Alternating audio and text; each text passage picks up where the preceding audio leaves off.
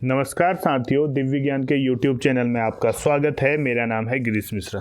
दोस्तों, आज के अखबारों की मुख्य खबरों में जो है उत्तराखंड में मूल निवास और भू कानून के लिए जो आंदोलन हुआ है कल, उसकी जो है खबर छपी हुई है। तो क्या है इसमें? मूल निवास भू कानून के लिए उमड़ा जन सैलाब, उठाई हक की आवाज़, उत्तराखंड मूल निवास स्वाभिमान महारैली में जुटे हजारों लोग। अब इसमें जो है मुख्य मांगें क्या क्या रखी गई हैं, उनके बारे में आपको जो अवगत कराना चाहूँगा।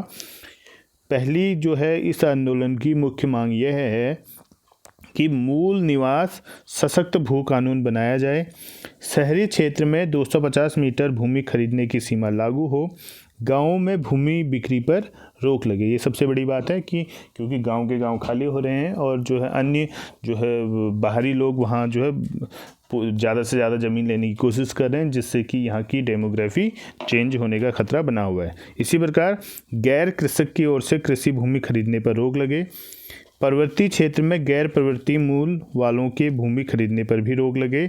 ऐसे सभी उद्यमों में 80% रोजगार स्थानीय व्यक्ति को दिया जाए, जिससे कि यहाँ के युवाओं को जो है रोजगार मिल सकेगा।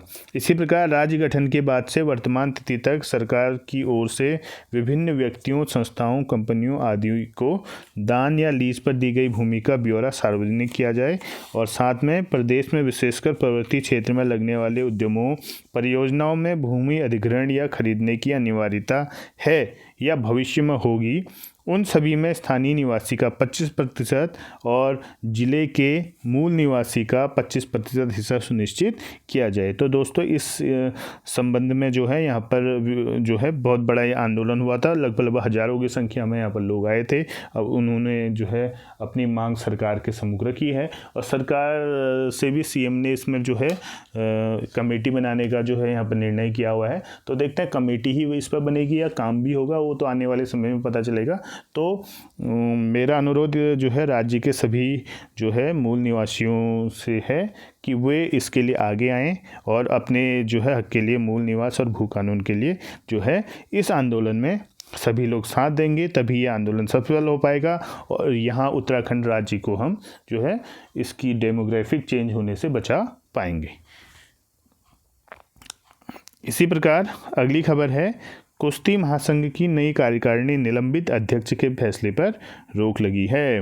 नियम न मानने पर सरकार की कार्रवाई, ओलंपिक संघ ने कहा तदर्थ समिति बनाएं। तो ये जो है कुश्ती महासंघ की जो नई कार्यकारिणी के जो चुनाव हुए थे, उसमें जो बृजभूषण सिंह के जो है के समर्थित जो लोग चुने गए थे, तो उनका पूरा दबदबा रहा था उसमें।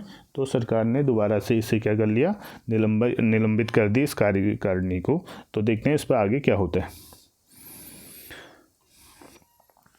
इसी प्रकार 200 नर्सिंग अधिकारियों को मुख्यमंत्री ने दिए नियुक्ति पत्र, पहले 5 साल तक पर्वतीय क्षेत्रों में सेवाएं देंगे नर्सिंग अधिकारी। तो 200 नर्सिंग अधिकारियों को मुख्यमंत्री जी ने क्या दी है, यहाँ पर ज्वाइनिंग लेटर्स दे रखे हैं और वो जो है अगले 5 साल तक कम से कम पर्वतीय क्षेत्रों में सेवाएं देंगे जो नर्सिंग अधिकारी हैं। इसी प्रकार इस पर जो है एक लक्ष्य रखा गया है और जो मुख्यमंत्री जी ने कहा है कि 2024 के अंत तक राज्य को क्षय मुक्त बनाने की जो है प्रयास किया जाएगा। तो उसके लिए इन्होंने जो है एक टारगेट भी रखा है कि उत्तराखंड को 2024 तक जो है क्षय मुक्त बनाने का जो है इसमें लक्ष्य रखा गया है। इसी प्रकार प्रवक्ताओं की आस में बीत गया ये साल, ये खबर है बागेश्वर से। जिले के इंटर कॉलेज में प्रवक्ताओं के 276 पद रिक्त हैं, 136 पदों पर अतिथि शिक्षक दे रहे हैं सेवाएं। तो देखते हैं विस्तार से क्या है खबर ये।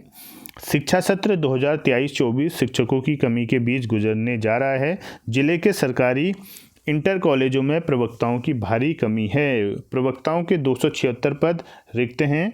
मार्च 2024 में उत्तराखंड बोर्ड की परीक्षाएं भी होनी है। साथ में शिक्षा विभाग के अधिकारी साल भर प्रवक्ताओं की आस में पत्राचार करते रहे, लेकिन अब तक कोई उम्मीद की किरण नहीं दिखाई दे रही है। जैसा कि मैंने आपको बताया था, जो अधिकारीगण हैं उनसे अगर जब सवाल पूछा जाता है तो वो बोलते हैं कि हमने पत्राचार के माध्यम से शासन को अवगत करा दिया गया है, जैसे ही जो है लिस्ट आती है हम यहाँ प्रवक्ताओं की ज्वाइनिंग करवाएंगे। लेकिन लिस्ट भी कहाँ से आनी जब जो है पिछले 3-4 साल से भर्ती अटकी हुई है, कोई भी नई भर्ती आई नहीं है। तो नए जो है शिक्षक आएंगे कहाँ से, और साथ में जो है हर साल आपको पता है लगभग 1500 से 1000 के बीच में जो है टीचर रिटायर होते हैं, तो उतनी संख्या कम होते जाती है। नए जो वैकेंसी होती हैं वो भरी नहीं जाती हैं, और साल में लगभग हर 3-4 साल में एक बार भरी जाती है, और भी इतनी कम पोस्ट होती हैं कि जो है धीरे धीरे स्कूल जो है क्या हो रहे हैं, खाली होते जा रहे हैं।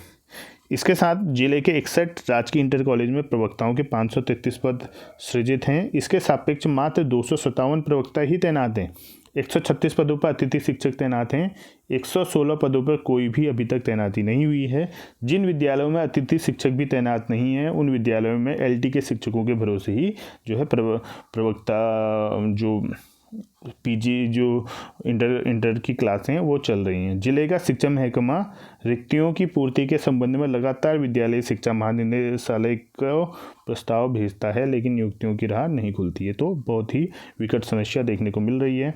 आपको पता है जो है प्रदेश में पिछले 3-4 साल होने को हैं, प्राइमरी की भर्ती रुकी हुई है, LT की भर्ती आई नहीं है, और लेक्चरर की भर्ती आई नहीं है। तो 2020 में फॉर्म आए थे लास्ट LT, लेक्चरर या फिर प्राइमरी के। तो आज 2023 जो है यहाँ जाने वाला है, 2024 आने वाला है, तो 4 साल हो जाते हैं।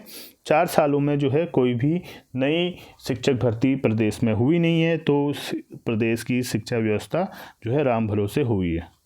इसी प्रकार प्रधानाचार्य, अब साथ साथ इसमें सिर्फ इतना ही नहीं है, जो स्कूल के जो है अभिभावक हैं, जो मेन जो है संचालक हैं, प्रधानाचार्य के 58 पद खाली हैं, ठीक है, प्रधानाचार्य के तो, और प्रधानाध्यापकों के 25 पद रिक्त हैं। तो इसका मतलब 58 + 25 यानी कि लगभग 83 पद जो है यहाँ पर प्रिंसिपल्स के भी खाली हैं। बागेश्वर जिले की बात हो रही है सिर्फ।